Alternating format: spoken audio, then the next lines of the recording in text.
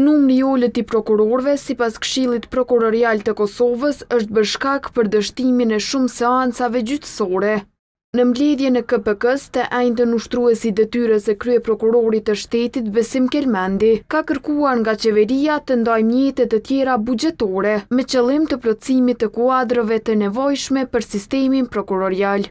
Seancat gjyqësore nuk mund me mbajtë për shkak se s'ka numër të mjaftueshëm të prokurorëve.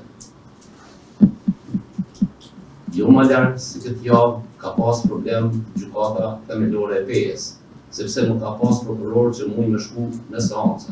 Pra kemi ardhur në një situatë kur buxheti i Kosovës ndahet për numër të gjyqtarëve, të cilët nuk mund të mbajnë seanca sepse s'ka numër të mjaftueshëm të prokurorëve. Kritika për qeverinë shprehu edhe drejtori i sekretariatit të KPK-s Sami Strefi.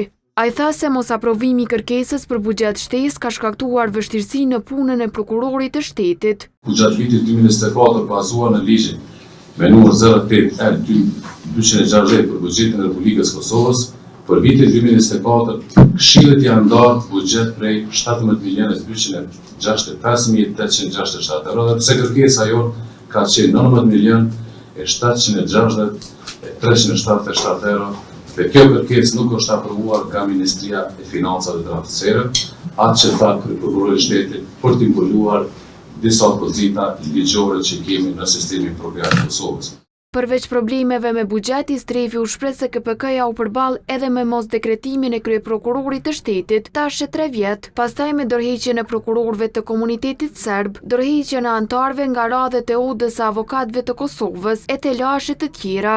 Bazuar në ligjin për buxhetin e Kosovës për vitin 2025, Këshillit Prokurorial të Kosovës i janë ndarë 18.913.922 euro.